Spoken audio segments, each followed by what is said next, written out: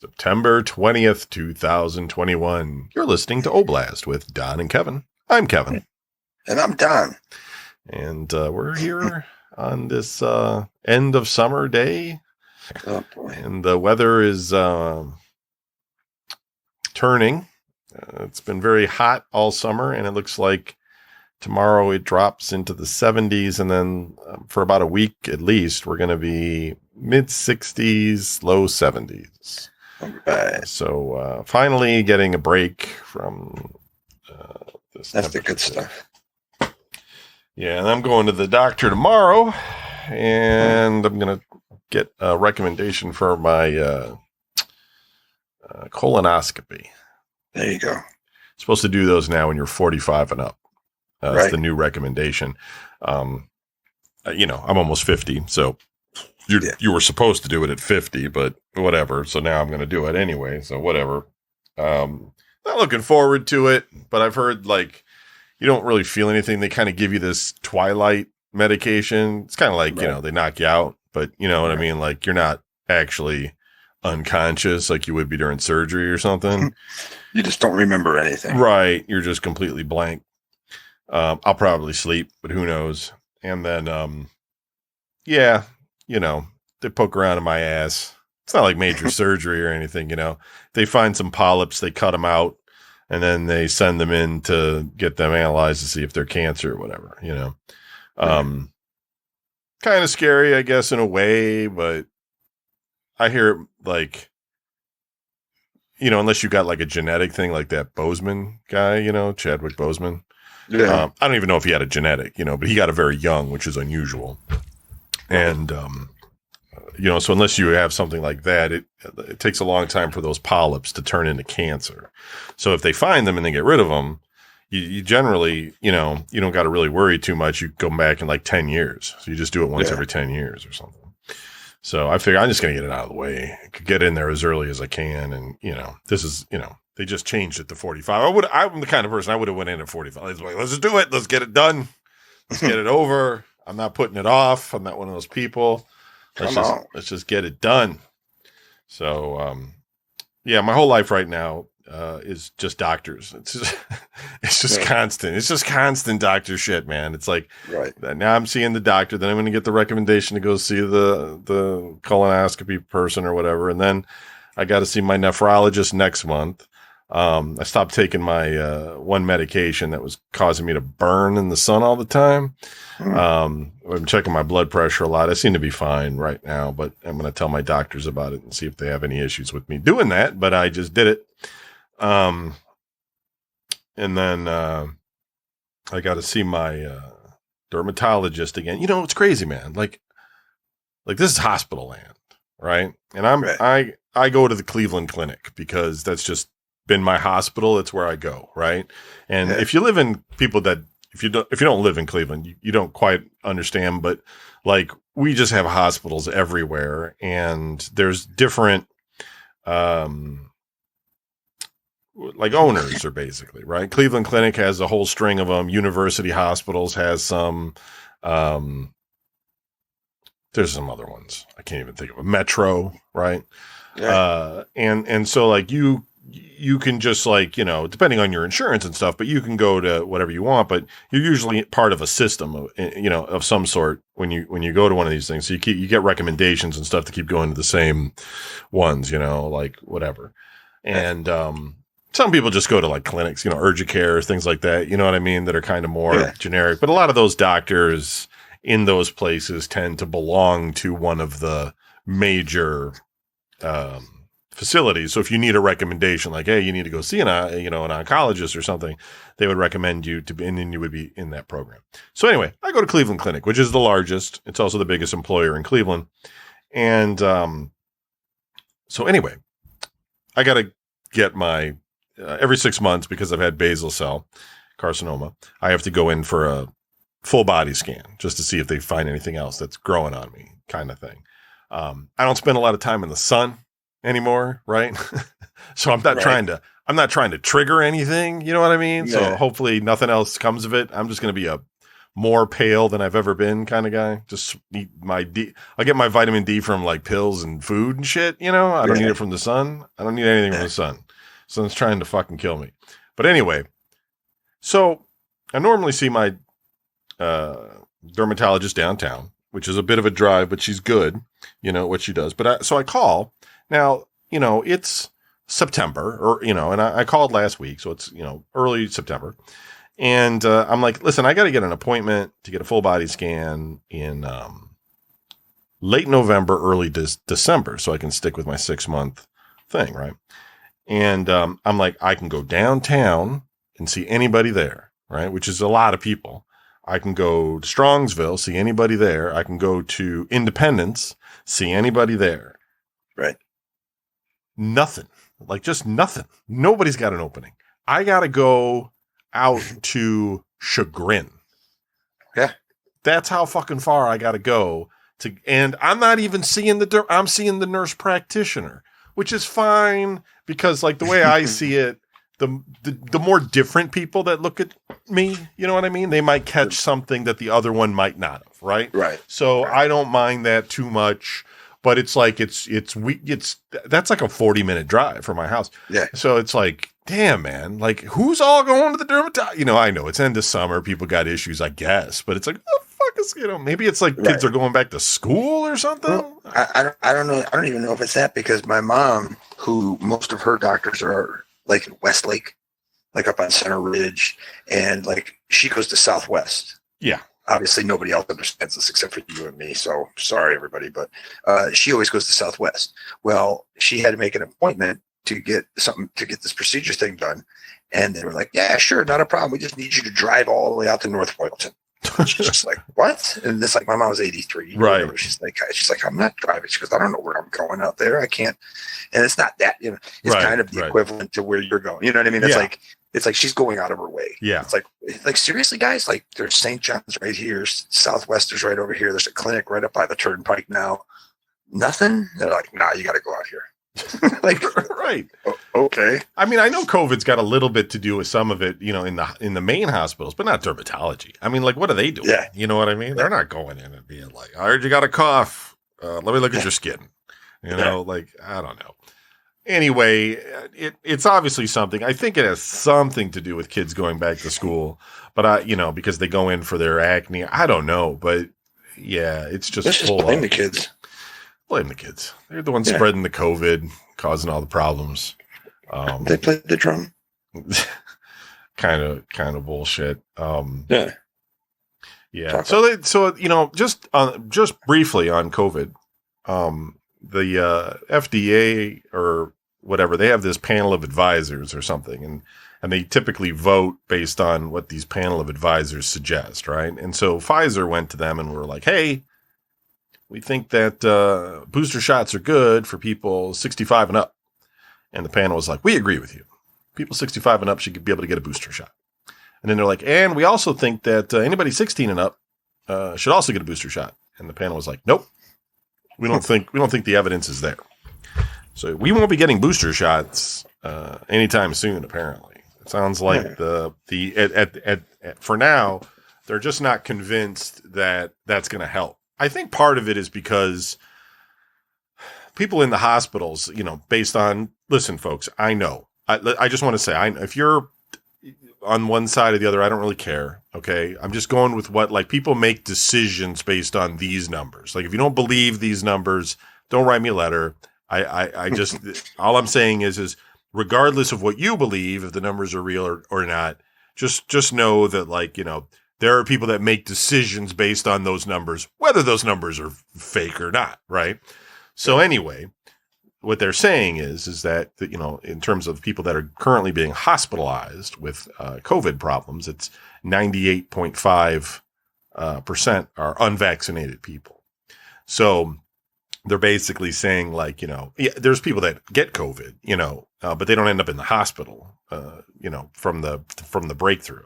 And I also read that, like, the people that get the breakthrough infection tends to be like 1 in 5,000 that you're going to get it right now. So it's pretty low. And the people that I know that have actually had, because I know a couple of people that had the vaccine and you know, just like we were just talking about Chris Rock just before the show, um, they all had the Johnson and Johnson single shot, you know, and so it's kind of like I think that one it'll keep you alive, you know what I mean? But I don't think it has that sterilizing immunity like the double shots do.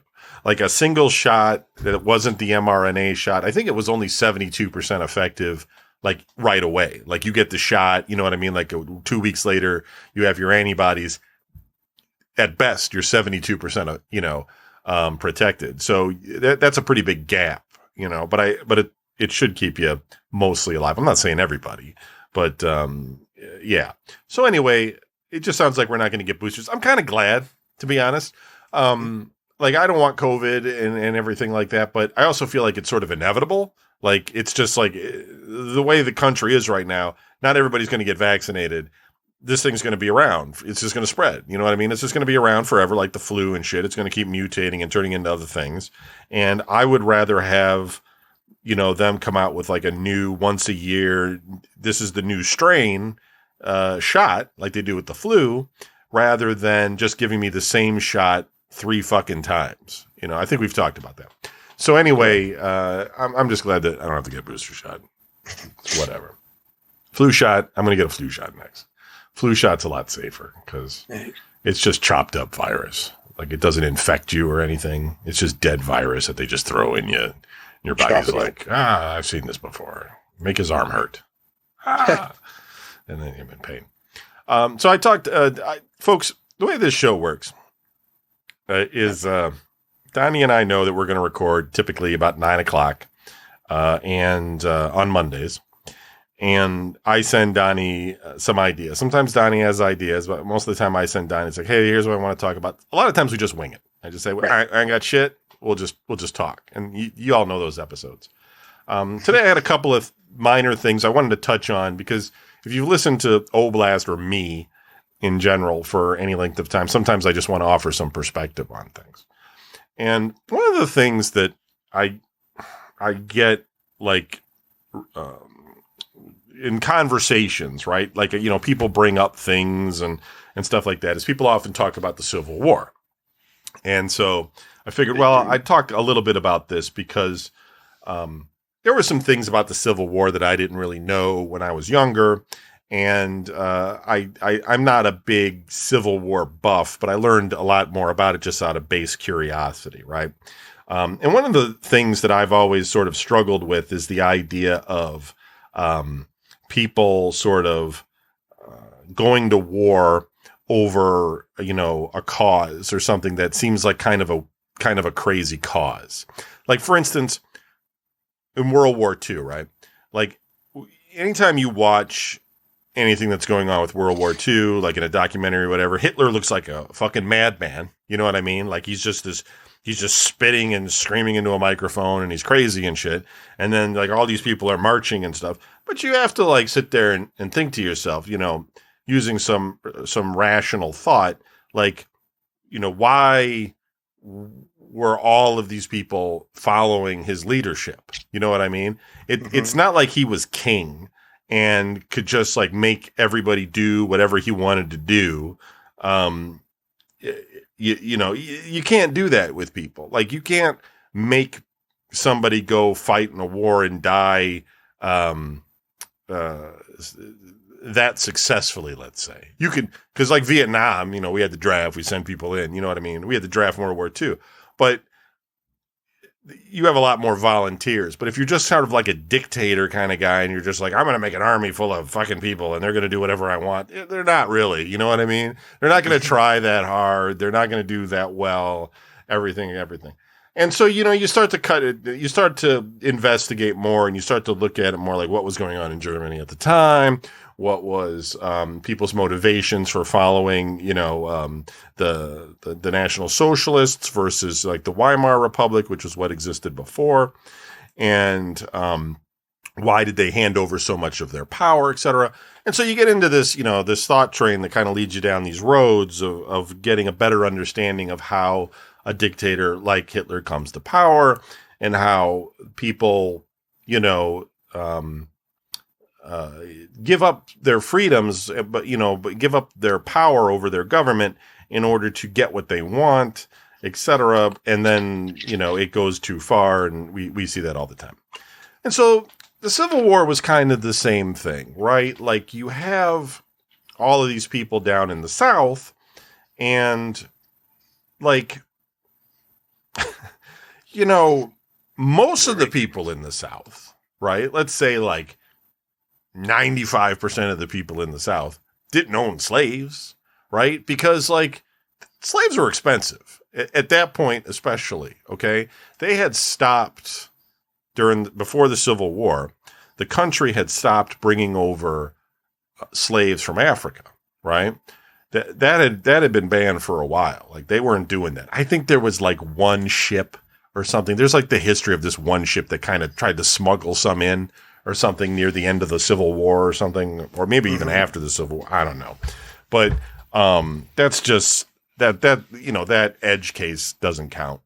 For the most part, so if you wanted a slave, you had to go to a plantation and you would have to pay a lot of money to get one. And then what are you going to do with one? You know what I mean? You can take it back to your house and be like, you're going to sleep in this room over here and you're going to make me lunch you know what I mean? Like, it's just, that didn't happen. Like, they had slaves that worked on the plantations. You had some people like railroads or blacksmiths or things that would obviously have some, but for the most part, your regular everyday person just didn't have slaves. Now, you probably weren't gonna, like, at that point be all like, I'm gonna go to war and fight so that the rich plantation owners can keep their slaves or something. You know what I mean? Like, you don't got any motivation to do that. That's not why they were going out there to do it. Like, it's crazy. So I would think about that, and I was like, yeah, that doesn't make any sense to me. Like, nobody's going to go fight and die over some shit like that. Like, that's nuts. So right. I did some, like, research on it. What happened was, like, people always say, like, the Civil War was fought over slavery, and it's not exactly what it was. Like, it was, but it's not exactly. Part of it, but it wasn't the reason for it. Yeah, it was. Yeah, see, okay. What it was is that in the North, you got all, like, your factories and stuff, right? You got all of your kind of, like, production, and all of that money in the North all has to do with, like, your New York and your factories and all that stuff. And in the South, like, their money's in cotton, and they have slaves that are, helping them grow the cotton. Now, I think if we just use our logic here, okay, I think that maybe they thought to themselves that they couldn't get somebody to pick this cotton, and they had to have slaves do it because nobody else was going to do it, even if they paid them a fair wage to do it. Now, that wasn't true, right? We know, because we still have cotton today. Maybe it's not all made in the United States, or any of it's made in the United States, but people will still go pick cotton, and they don't have to be slaves to do it, right? And we have machines and things now. But the point is that, I don't know if they were sitting there thinking to themselves, boy, if we don't have slaves, our industry is going to completely collapse. But maybe that's what they were thinking. But what it was that in the North, you had, these states that had factories. In the South, you had these states that had cotton. And there were some mixed states, Kentucky and Virginia and all this sort of stuff, kind of in the middle, West Virginia. And the problem is that the way our government was set up at the time is that you have, representation in government. So you have a whole bunch of northern states that have the power to vote, right? And you have a whole bunch of southern states that have the power to vote. And it was favored more to the north, but the South was able to, get their way some of the time. And after the basically the Louisiana Purchase, if you remember what that is, it's basically when we bought a lot of the territory that was in the middle of the country, west of the Mississippi, that was owned by Napoleon, right? And we say, hey, can we buy this? And we gave him like $50 and a sandwich for it, basically. Right. And we got all of that middle area, because the Californian stuff, it was already, the West Coast was kind of already there. It's just this middle area. We won't talk about Texas. And at that time, we had just called that like the territory or something, like U.S. territory. Like we didn't call it, they weren't states, right? So, but what was happening is they were turning them into states.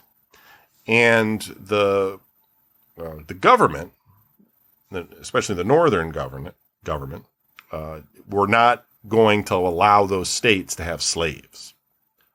So, what does that mean? It means that when, like, you know, all of those states to the west of the Mississippi start getting representation in government, they all become non-slave owning states. And so the South becomes more and more marginalized. And so what the South is looking at here is like, we're not going to get a say in government at all. And before long, they're going to end up banning slavery. So we're going to have to leave the Union. We think that this is just a contract and we need to get out because you guys are going to fuck us, right? Now, Abraham Lincoln said, I'm not going to free the slaves. Like, I will not free the slaves if that keeps the Union together, right? So he was basically saying, look, guys, you don't have to leave. I'm not going to free the slaves, right? Right. So the idea then that when the South leaves the Union, that it became like this cause to free the slaves for the North to go in and attack the South and vice versa. No, right? Because Abe Lincoln hadn't even freed the slaves at the beginning of the war. You know what I mean? Like, we're mustering up and fighting the South. I say we, but the North is fighting the South. And the law is on the books. The slaves weren't even free yet. He eventually does the Emancipation Proclamation or whatever and frees the slaves. But in the beginning, no. You know what I mean? So right. You're mustering up all these soldiers, right, to go fight against the Confederates. And they're not marching in there with the idea that they're freeing the slaves like movies will show you and shit. You know what I mean? Now, listen, there were abolitionists and everything that wanted to do that. Don't get me wrong. Of course there were. But it wasn't on the books. You know what I mean? Nobody had done it. So, like, you were going in there to preserve the Union. The North was fighting the South to preserve the Union. They were like, you can't leave the Union, you know? And so and the South was like, yes, we can. And so that's really what the war was about. Now, it has its roots in slavery. Don't get me wrong. That the South needed to keep slaves because they didn't want to pay people to do it, or it was better for them economically. But really what it was is the fact that, like, you know, as slave states, they were going to be marginalized by the government. And so they became like, you know, they felt that they had to become their own country in order to not allow that to happen. And, so it's a weird thing. So, you know, it is about slavery and, you know, the whole war is ultimately, you know, it has its roots in slavery, et cetera. But it was also like for instance, they had made an amendment, I believe it's an amendment, that had basically said that no law could be passed, I'm paraphrasing, of course, that will allow the slaves to be freed, right? And the states just had to, you know, ratify that. But they had already left. They were like, we're leaving anyway. Like, we're getting out. Because they wanted their own country. They wanted to get out. They weren't going to ratify that.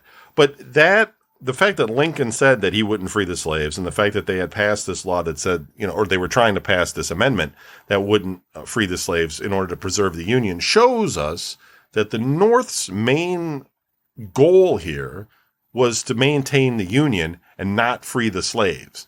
Now, of course, like, government can change anything, and you can get enough abolitionists in power, and they probably did. And at that time, things were kind of weird. I believe it was like the Republicans were at that time period were the more liberal party, and so they were the ones trying to free the slaves. And they had become very dominant in government. Lots of Republicans, you know, were taking seats of power, which also scared the South. Yeah, I kind of wanted to touch on that a little bit because it seems like it's become more of a, when you hear people talk about it, it seems like it's just, much more of a, like a holy mission or something. You know what I mean? Like the evil South was, they wanted to keep the slaves, and the North was there on the side of to free the slaves. And that's not really what happened. You know what I mean? Yeah, the South wanted to keep the slaves for sure, but the North wasn't really, you know what I mean? And that's the same, like the people fighting in the South the guys that didn't have slaves and everything, they weren't fighting to keep the slaves. They were fighting to, keep the Northerners out because they wanted to have their own country and their own representation. That's what most of them were fighting for. In fact, the funny thing is that during the Civil War, you had the ability to have, phonographs and audio and things, and especially later on. And so a lot of those guys, they just recorded them. You can go on YouTube and listen to guys like, why did you fight in the Civil War? And guys would be like, well, I was there fight. You know what I mean? Like, you can listen to all that today. It's crazy, You think it's like, just black and white photos and shit like that. But there's just like audio. There's some film of these guys. Like, they got pictures. Yeah, just talking and everything. You can listen to them and people that were involved. And a lot of them were like, I don't know why we were fighting, but I just didn't want them Yankees on my land, And you're like, yeah, see, that makes sense to me, the idea that you're going to rile everybody up, and I think unfortunately, like in a weird way, yes, racism and white I got white power in my head, but it's not white power. It's privilege. Not white privilege. It's more like white superiority, I guess. That feeling where these people are like, better than black people. I think that kind of like grew out of the fact that the South was trying to rile people up. You know what I mean? They're going to put these, let all these animals loose or something, and they're going to take all your stuff away and all this kind of thing. And that makes people like, yeah, we're better than them and stuff like that. Because obviously, slaves and then look down on, but like the weird thing about like history, like if you go back earlier in the United States and you look at like the way slavery was treated around the world, it's like if you were a slave of any color, but people didn't look at it as color. You know what I mean? Like there were slaves, and then there were people that weren't slaves. And even in like the United States at that time period, there were black people that were educated, and some of them were in government or whatever. Now, don't get me wrong. I don't know if they all had the same rights or whatever. You know what I'm saying. But what I am saying is that people wouldn't look at them necessarily and be like, well, that guy's a slave just because he's black. You know what I mean? Like there was like a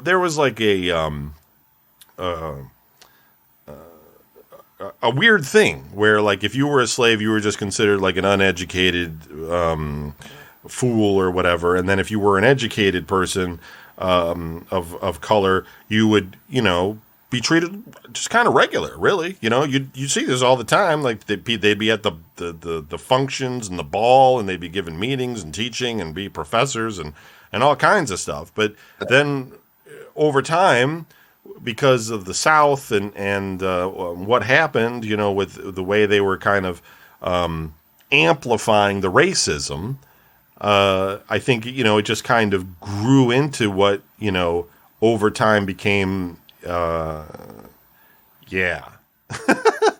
of where we're at. You know what I'm saying? Like it just, it got worse, I'm saying. Like, but it got better. I mean, it got better for obviously because we got rid of slavery. You know what I mean? And everybody should, everybody technically should be equal. That's one of those things where like,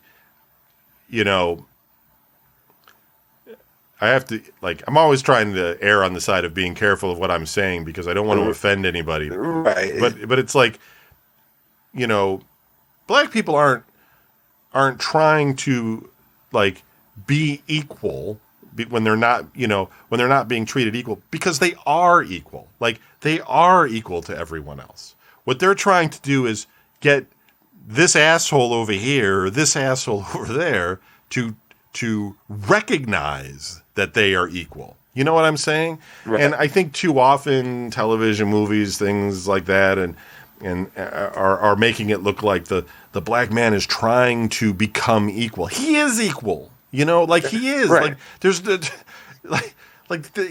that is the thing. Like, he is equal. Like, it is up to these other people to realize that. And that struggle is that's a different topic for another day that I'm not probably ever going to touch on, because I'm white and I don't deserve to. But I think that the Civil War was an interesting thing, but it was fought in interesting ways, and I just wanted to offer up, as usual on this show, just some perspective. Not trying to offend anybody. It's just to make you think. Maybe you'll be interested. If you're ever really interested and you've never watched Ken Burns' documentary on the Civil War, it was on PBS, and I think you can find it on one of the streaming things probably.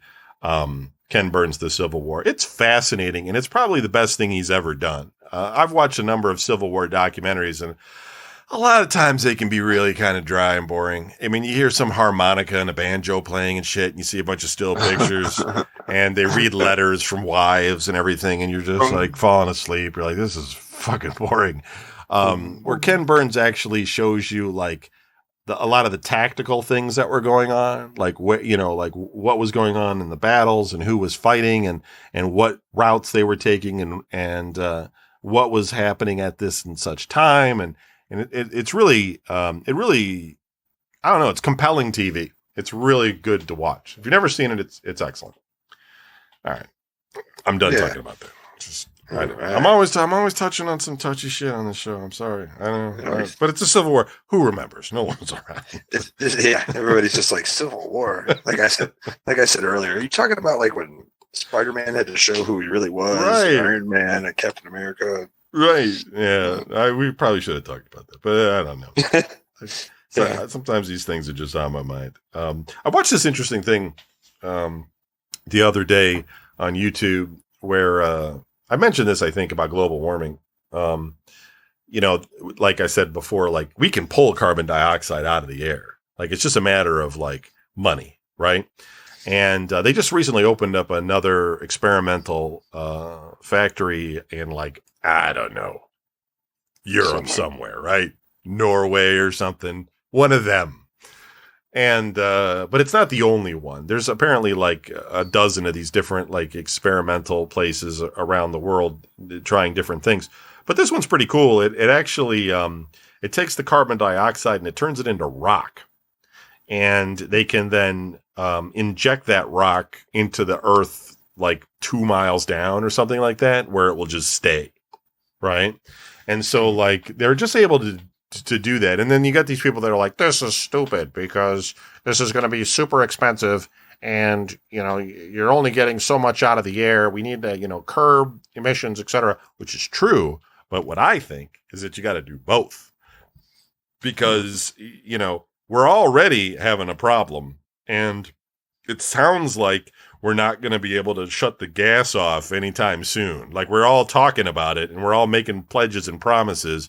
But meanwhile, smokestacks are still like blowing that shit into the air. And so at some point, like we're going to have to take one of these experimental labs and scale it. And we're going to all, as a world, we're going to pay a fuckload of money to start pulling that shit out of the air. But the reason I bring that up is only because I want to give people some hope. You know what I mean? It's not a doomsday situation where we're suddenly going to become Venus and overheat and burn everything down. We can solve this problem. We just got to spend a lot of money to do it. And so, but we can do it. So that's good news. Okay. So I went to a wedding. Yeah.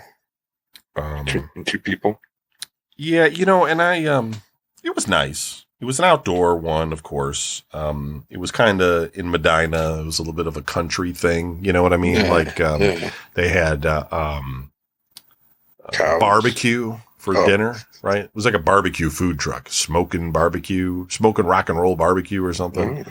And which I've never had barbecue at a wedding. Like, it's the messiest food in the world. Like, dress as nice as you can, and don't forget your finger wipes. That's just the strangest. But you know what? If they like it and it's their wedding, fuck it. You know, I'm all for it. Whatever. I liked it. You know, who are you? Whatever. But I've never seen that before. I thought it was funny. But you know, like weddings are kind of like, I haven't been to one in quite a while, but weddings are all like, it's a big expense and all this sort of stuff for the married couple, but like they're all the same. I'm not trying to knock it. Like, I know that some people have some that are maybe a little bit different, but the process is the same, right? Yeah. Like, you get there at some time before, you sit at a table, you talk to some people that you know, and then they're like, all right, everybody get ready. You know what I mean? Yeah. And then you gather around with like some little area, like, you know, a little covered area or whatever it is, where the priest or the preacher or the mayor or whatever is going to give the wedding thing. And then the bride comes walking down the thing, and then they go and they do that whole bit, right? That takes which takes way longer than it needs to. The priest or the mayor or whatever it is, they don't need to give a big like, nobody cares what they have to say, you know. Like, you call them mayor. Yeah, just speed it up. Thank you. Like, welcome to the city hall. There's always like a 20-minute thing, you know. Like, let's all reflect now on Jesus. Here's a prayer that we talk about with love. When he was cutting down palm trees in Hawaii, like, what? Yeah. So anyway, whatever. But it's a little bit like, you know. That's not the time. Unless you're in the wedding party itself, right? Weddings are pretty much just it's just, unless you're in the wedding party, you're just sitting at a table, looking around, waiting for people to tell you what to do. You know what I mean? It's like, because you're not doing anything, right? Like you're just standing there. You go in there and they say, "Oh, you're at table 4." And you go, okay, and you walk over to table 4 and you sit down with whoever you're sitting down with. Hey, what's up? How's it going? It's like, okay. And hopefully like, you know somebody there, yeah. Hopefully. But then that's it. Now it's you and that table. It's just you and, like, okay, I'm talking to these people. Yeah. Then you get up and you go get a drink and you stop and see Aunt Sally or whatever. Right. And you see some people, hey, or somebody you know. Yep.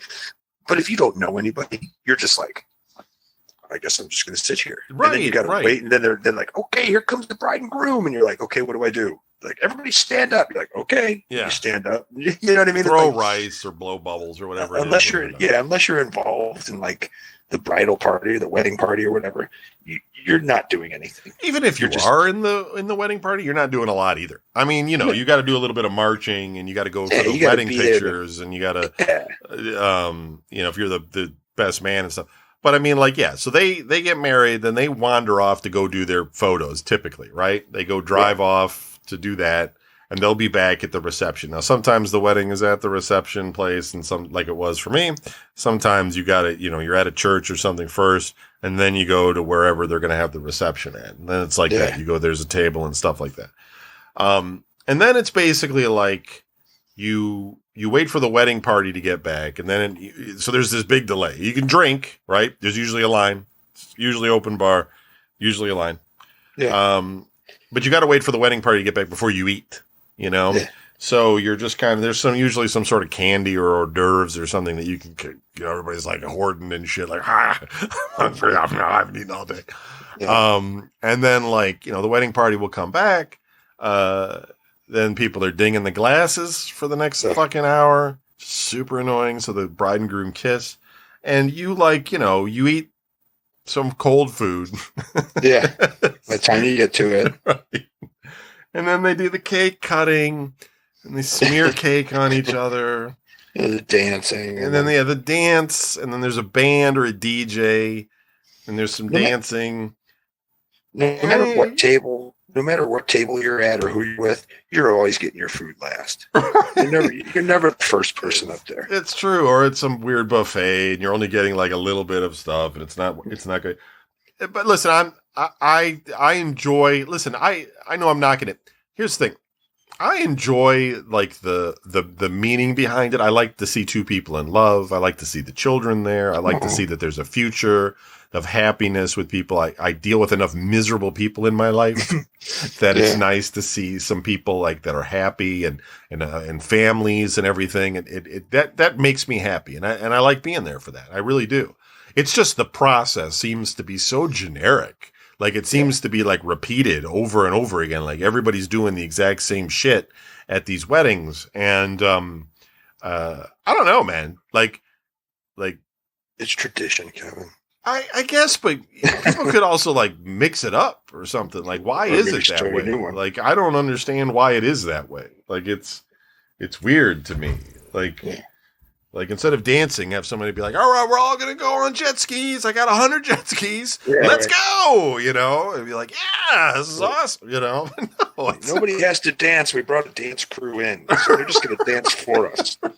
And you can just sit and watch. Right. Or some amazing band or something. You paid all this money, you know, and you're just like, and here's Metallica. They're going to play for us. You're like, what? You know, or something. I don't know.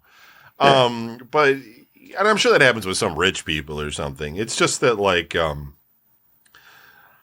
yeah, I mean, all weddings are based off the same thing, and you can say it's tradition or whatever, but it's just easier to schedule it, I guess. You know what I mean? It's like it gives you a checklist of how you. Okay, well, we got to do this, we got to do this, we got to do this, and that's just yeah, a generic thing. No, I know. I mean, it's people's day, and they, and everything. But I just think that, like, if you were gonna have it, if you were gonna have one, and you're spending all this money, you should shake it up a little bit. You should just just add something to it. You know, just make it, just put something else in there. I don't know. I don't know what, but like I've been to maybe 5 weddings in my life, not including my step parents, and. They've all been pretty much identical in one way or another. Like they've just all been the same. And I get it, it's tradition, but still, you could have some fire breathing or I was gonna say live animals. Right. Or you could I don't know, bring out some like gambling or something. Just throw some shit on there. Just see what sticks. Just throw it up. Take it from a guy who's been married but did not have a wedding. let me tell you my opinion. I have no idea.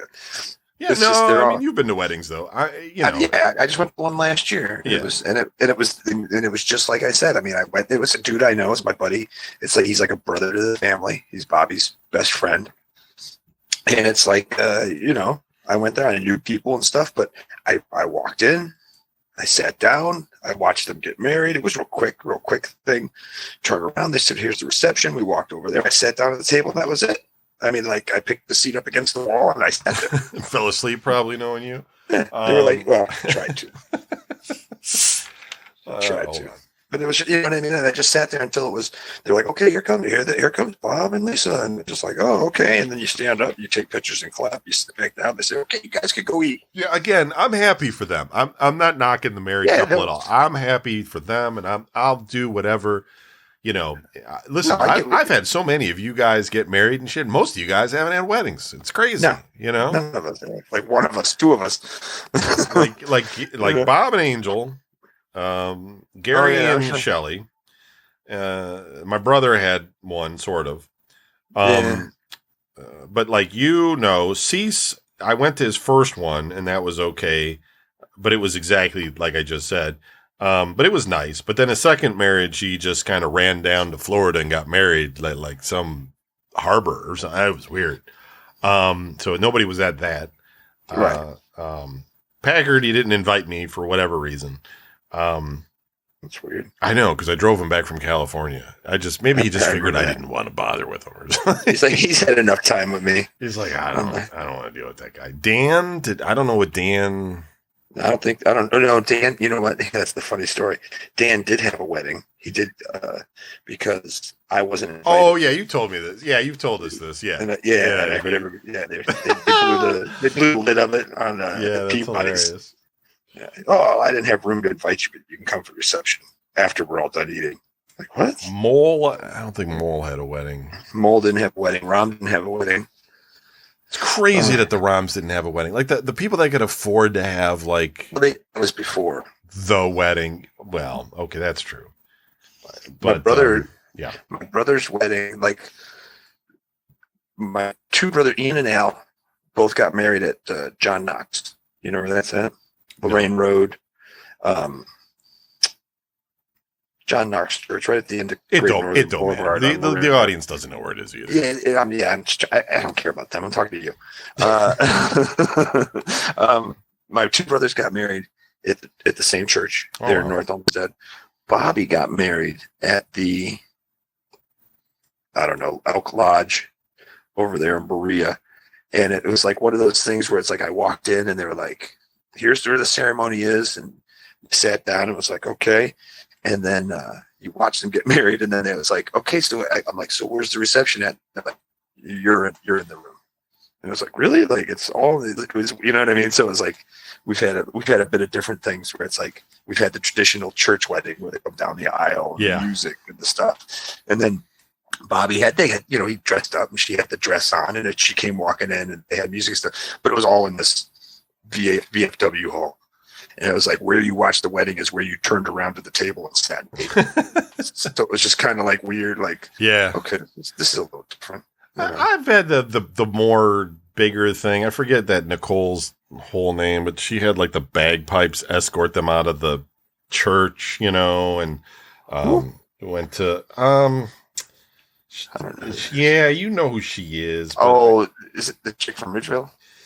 Maybe. Mole's friend? No, she used to date Bruler back in the day for a little while, but it's like I can't remember her name. Sorry. But anyway, it don't matter. But anyway, like a fair amount, but not a whole lot of weddings.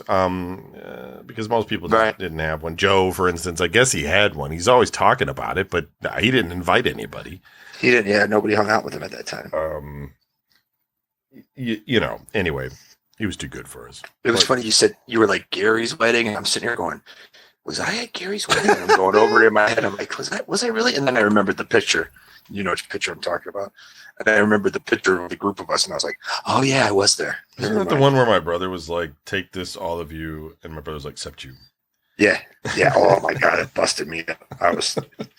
It's like, this is for all of you. This is my blood and to give to all of you. And he just looks at me and goes, except for you. I was just like, what?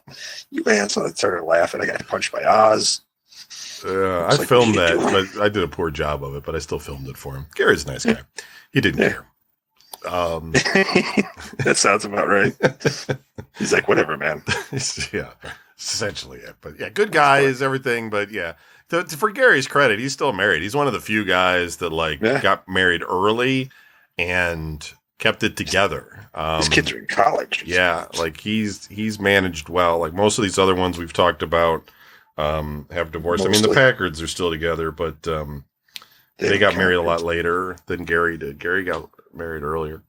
Anyway, so we wanted to talk about your car since last week we mentioned that how that was going, and you got the old one junked. Right. So any new news on that? Let's go there. Oh, I got new news. Okay. It happened today, as a matter of fact. Yeah.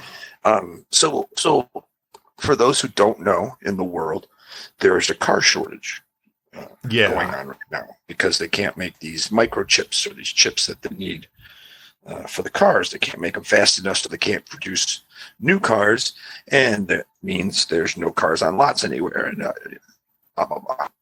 So I've been going around for the past 4 weeks, any car lots I can find, and looking, and it's.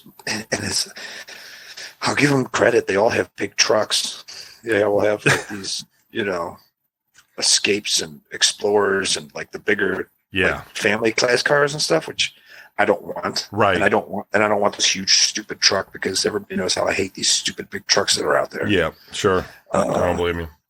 Right. I see a lot of them too, and I don't think half these guys ever use them for anything. If you need a truck and you're using it for like the right, you know what I mean? Like you got to move some shit. Yeah, you're working with stuff. It. Cool. Yeah. Well, I totally get it, but there's a lot of yahoos just driving a big truck around that don't need it. They're going to CVS for a prescription. They're driving this big, huge, and then they got to back it. I did a whole Side Story at Donnie Tail or whatever. Oh, yeah. On those big trucks back a couple months ago. And it's like they always got to back into a parking spot. It's like, really? Like, why can't you just pull in? You know, you're higher up than everybody. You can, anyways, doesn't matter. Yeah. Listen. So I've been going around all these places and I've been looking and there's nothing, you know what I mean? And anything you do find is super, like used wise, super expensive. You know, it's like you see a car, like I saw a car today. It was like 2017, had like 50, 60,000 miles on it, right? Yeah. So it's like, okay, so in about 3 years, you probably put about 15,000 miles on each year that you've had it. And they want, what was it, like 18,000 for it. And it's just like, really? Like that's kind of, you know, yeah, kind of, I mean, like I said, there's no chips, so they're not making the new ones and all the used cars are more expensive now. So I've been telling my mom this. I've been like, because I come home and I've been using her car. Right.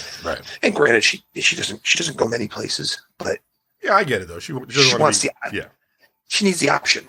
You know what I mean? She needs the option to be able to go places. And that's and I know that feeling because when your car is broke down or when your car's in the shop and you're sitting at home, right, and you're just like, I have nowhere to be, but I want to be able to go there.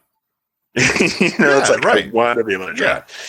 So she's getting a little antsy, and it's understandable, and I completely understand it. And she says to me, she goes, "Come on, I'm going with you. We're gonna go right. We're gonna go today. We're gonna go to this place that me and your dad used to go." Da da da da. I was like, "Okay, cool." I said, "You're gonna find out for yourself." You know, I've been telling her. I was the same. You know, I've been telling her all this stuff.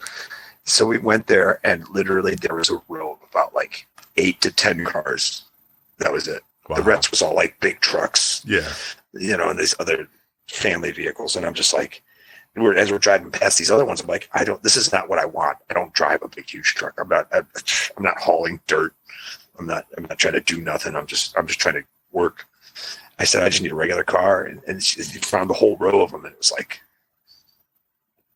80,000 miles on a car that's only 3 years old for like $15,000. It's like, really? Like, you guys drove the shit out of this thing in 3 years.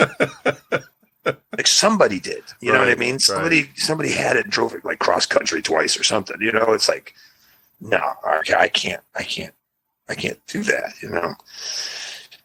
We finally left and she goes, "Oh, there really are no cars out there." I'm like, yeah. Like I'm not, you know what I mean? I'm not making it up. I'm telling you, I've been looking, I've been going to places, and, you know, it's like you pull into a car lot and there's nothing there. It's like, you look around like, is it closed? It's just, you know, and then you see like a car in the corner. You're like, is that car for sale? But then it starts moving and you're like, no, there's somebody in there. Like, okay. Can I have your car? Are you getting rid of that? Right. You know, I mean, I've even gone on these websites, the Carvana, and CarMax and stuff like that. And those things, it's like I went there and you look at that stuff and you're like, wow, it's more expensive than what it would normally be for these cars. And I get that, but these ones are like more in my price range. Yeah, they're sure. older, you know, it's like 2014, right? 2015. It's like, oh, well, I can afford this because it's only whatever, 12, 14 grand. You know, I can afford to make payments on it, but they're non-negotiable. And then there's the whole thing about like, I'm ordering a car offline. How do I even know that I like it? Right. That it drives. Right, that it, right. You know, and they're like, you got a 5-day trial period. It's like, so I could go get this car through the hoops and everything to buy this car. I could drive it around for 2 days, 3 days, and be like, nah, this isn't the one I want. And then to get back, like, how easy that's going to be. Get out of here. That's and that's not my style. Because you know me, I'm the kind of guy who I would order the car, get it. I would drive it for like a day. I would drive it for like an hour and be like, nah, I hate this thing. And then I think about the process of sending it back and be like, but I guess I could put up with it for the next 5 years, you know, like, because I just don't want to deal with it. Right. You know, it's just like, I know. It's bullshit. Yeah, it's a hassle. Yeah. Boy, I got out, like I was driving around the car lot today. My mom goes, "Why don't you get out and go look at the stickers on, you know, because you can't see the prices or anything." She's like, "You should get out and look at," you know. I was like, "Okay, there's a couple good looking cars." Like I said, they're more expensive than they should be and high mileage and stuff. But I said, as soon as I get out of this car, somebody's coming out of that building and they're going to be on me. Yeah. Like nobody's business. Right. And she's like, hey, whatever. I jumped out. And as I'm like staring at this car, I could see the guy coming out of the corner of my eye. I was like, son of a bitch. Hey, how's it going? Can I help you with anything? And I just looked like, no, I'm just looking. It's like, I just couldn't see the sticker from the car. I wanted to get out and read it out here. And he's like, oh, yeah, okay. So looking for anything in particular? And it's just like, dude. And I just looked at him. I said, I am not interested in anything on this lot. he's just looking at me like, what? And I go, all those trucks and everything up there. And I'm pointing. He's like, yeah. He goes, yeah, those are all our trucks and all our family vehicles or whatever. And I was just like, I want nothing to do with those. And he's just kind of like, oh, okay. And I was like, I'm looking for a car, like a car. And he goes, oh yeah, this is pretty much all we got right here, this row. He goes, I have 5 new cars. I have 5 brand new cars on this lot. Everything else is used. And it's just like, oh, it doesn't make a lot of sense. I can't understand this chip shortage fucking problem. Like, I don't listen, I get it, like, for a month or something, right? Like, some factory someplace isn't making something, but, like, what's the holdup, man? It's been going on for a year. You can power that shit. This isn't like the cell processor when it was new. This is old school shit, They've been making this stuff forever. It's politics or something. Is it material for the chips, or is it? I don't know. I've tried looking it up, but you just get like people reporting on the things that other people are reporting on. You don't seem to get to a real root cause of what the issue is here. You click it on the link and they're like, yeah, there's a shortage. You're like, yeah, we know that. We want to know why there's a shortage. It seems like a stretch. I don't know, man. NVIDIA. Maybe it's just so many people want cars or something. But then I heard like GM, for instance, was like, we're going to idle some of our plants for a couple weeks because of the chip shortage. You know what I mean? Yeah. And so it's like, it's not demand. You know what I mean? Like, there is demand. Don't get me wrong, but I mean, like, that's not why there's a shortage. It's because they can't manufacture these cars because of these chips. But you would think, like, can't somebody solve this problem? Can't you ramp up some factory somewhere? I mean, I get it. It ain't gonna take a weekend to do it. But it's been going on now for a year at least, right? Like, somebody else could get in on this money. You know what I mean? Making whatever it is. And put it together and pound it out or whatever, or change it up, man. Like, if you need to use some kind of specific microprocessor, like, switch that shit around. Like, the PlayStation 5 is out, and I think like the Xbox Series X or whatever, one of those has already had to change their wireless around. You know what I mean? Like, the way it was being manufactured, they had like a certain like chip in there for your, to use for the wireless internet, and they were like, we can't get that chip readily available, so we're going to use this other one, And so, like, if you get a newer one, you get this other one. You ain't gonna notice it. You know what I mean? They're going to take care of all that in software and shit, so you would not notice which one you have or whatever. But that's what I'm saying. Like, can't GM and all those guys just be like, well, this particular Bluetooth thing isn't available, so we're just not going to build the car. Right. Come on. You think about it, you're like, hey, we've been building cars for like over 100 years now. Right.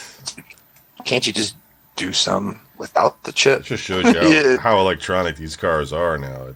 Trucks are probably the only thing that are still dumb in a way. Like, like just all mechanical or mostly mechanical, and regular cars. I mean, they don't really sell regular sedans much anymore anyway. Now it's either a hatchback or an SUV. You know what I mean? Like there's some places that still sell like one model sedan or something, but for the most part, like getting like a normal sedan, like my BMW, like that's just rare now. Like, you don't even get it, because people don't want them, I guess. And there's nothing wrong with hatchbacks. Hatchbacks are all right. It's just that, like, they're kind of like they're small. It's kind of like you get like either the smaller hatchback car or a big fucking SUV, Right. And I don't know. Because even like a little Ford Ranger. Remember how I used to drive those Ford Rangers around? Yeah. even that would be all right. I'd be like, okay, you know what, a little truck, Right. It's not bad. I could handle something like that. But they don't even make. It's like they don't even make those anymore. Or something. I don't. You don't see them. Weird, man. I don't know what's going on. Everybody wants these big dualies with the big trucks with the dualies and the Hemi engines and all the smoke. There's so much money on the line. Like they would get this figured out. Like I don't understand it. It's strange. Well, dude, your mom's just gonna have to deal, or you're gonna have to. I don't know. Borrow a car from Adam. I ran into Adam the other day. Oh yeah. Let's save the Adam story because we're at an hour here. It's not much of a story. He basically offered me his car. He's like, you could use my car whenever you want. Oh boy. He's like, well, when I feel like breaking down and having to push a car, I'll call you. Oh shit. Do you still see Clint? Yeah, I see him here and there. Okay, I just wasn't sure if your lifestyle change had excluded. I talked to him. Or something. I talked to him more than see him. Yeah, like on the phone, That's cool. Yeah. All right, folks, that's it for the show. Thanks for listening, and we'll see you next week. Yeah, peace. You've been listening to Oblast with Don and Kevin. If you'd like to write into the show, send an email to oblast@vgn.us. That is VGN as in video game news. And be sure to check out our Patreon page, which is at patreon.com/VGN, where you can get all of our shows, our videos, and some musings. Be sure to tune in each week for new episodes on our Patreon page or every other week on the public RSS feed that you're subscribed to now. Thanks for listening, and good night. Peace.